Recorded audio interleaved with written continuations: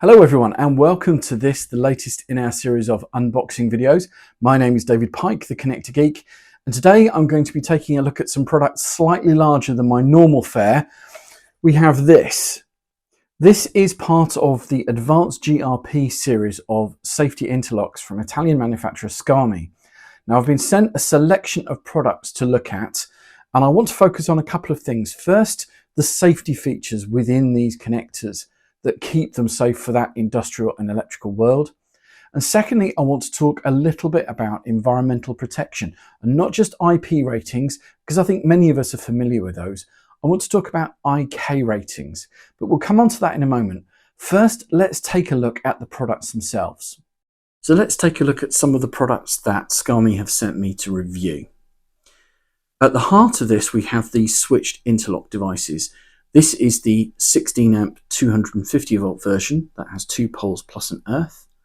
And then we move to the larger size. This is the 32 amp version, which is rated at 415 volts, and it has 3 poles plus a neutral plus earth.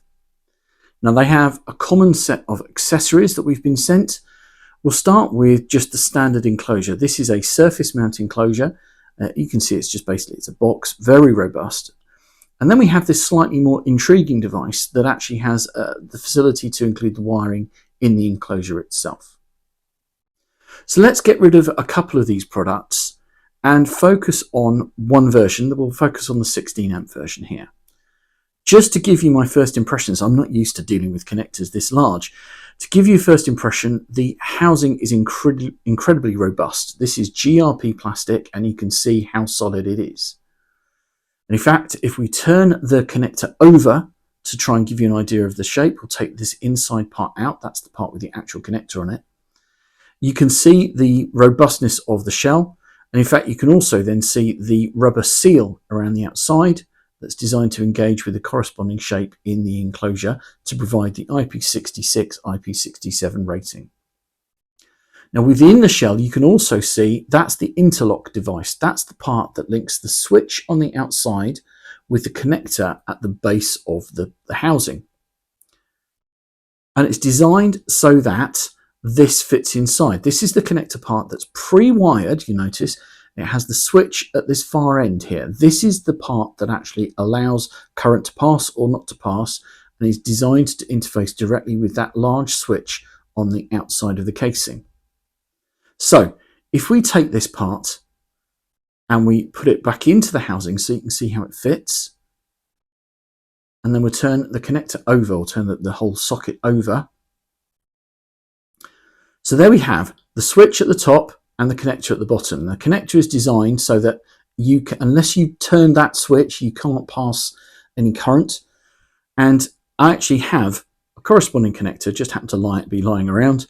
And I'll show you how this works. So we undo the cover, we insert the plug into the bottom of the socket there, and now that connector is inserted, we can actually turn the interlock switch.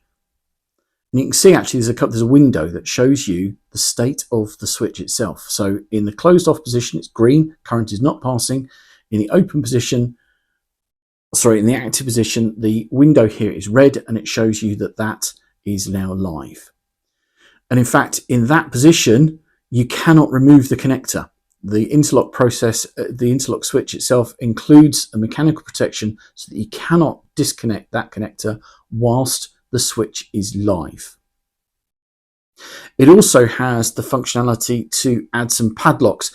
One of the problems here is to prevent unauthorized access. So you can see that there's a slot and a small notch within the switch itself that allows you to padlock that switch either in the open or the on position or in the off position, again to prevent unauthorized access and use.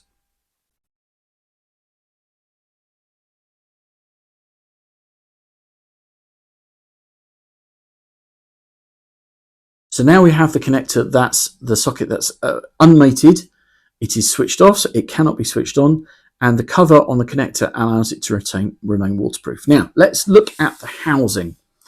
The housing, this particular version, includes the ability to include a DIN rail terminal at the top here. It's all an integrated part. It's designed to be surface mounted on the outside of a piece of equipment. And the whole top cover there can be taken off so that you can get access to that DIN rail terminal. In use, there is this spring-loaded cover. It's designed to stay in the open position unless you then screw it down. We'll use my trusty screwdriver here to show this functionality. And you can actually padlock that shut. You can see there's a similar padlock loop to the switch, again, to prevent unauthorized access to this unit when it's actually installed and in use. A couple of other features to show you. This feature engages with some rails on the inside of the box to ensure that everything is held safely and securely.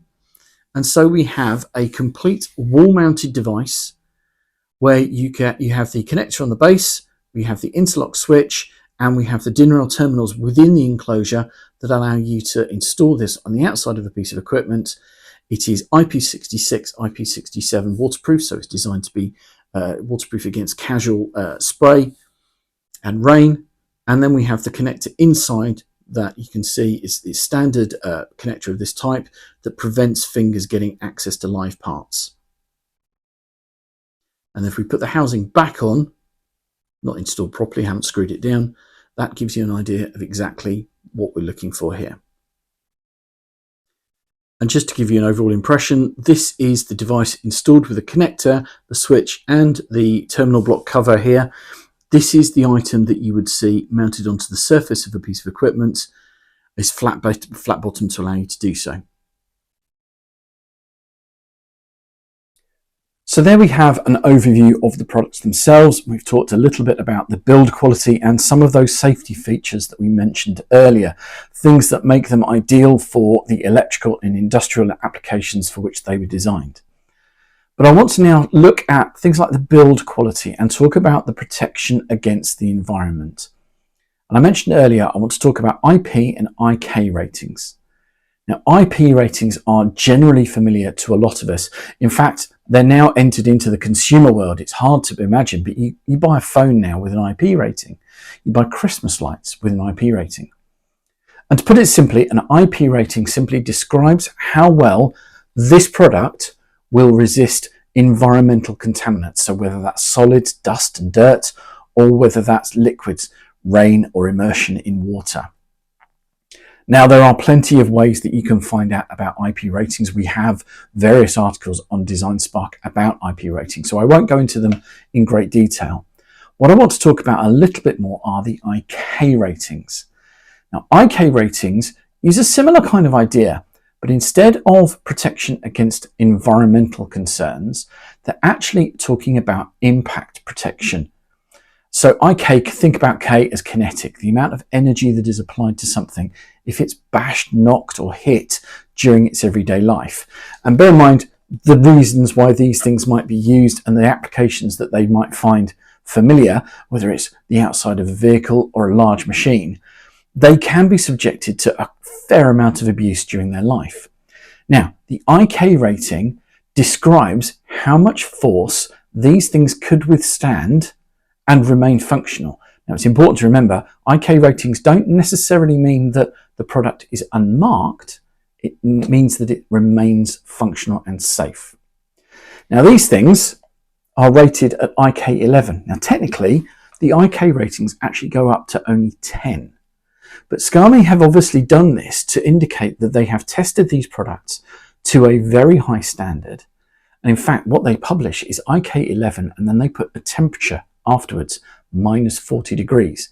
Now, plastics and rubber they are affected very badly by low temperatures. Plastic can often become brittle in low temperatures, and so if you hit it with a hammer, it might shatter, whereas at normal room temperature, it might be fine.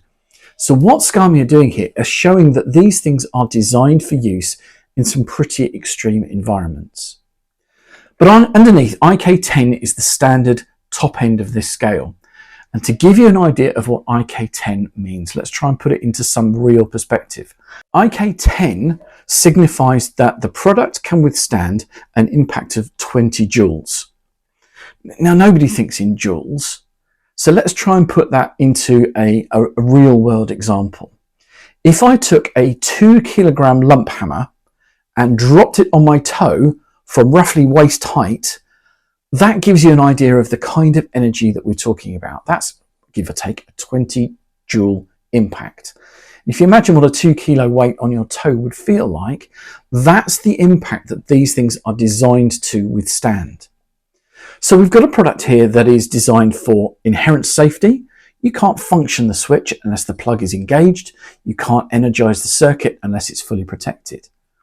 It's also designed for use in some pretty harsh industrial environments where they might be subjected to water spray or other contaminants.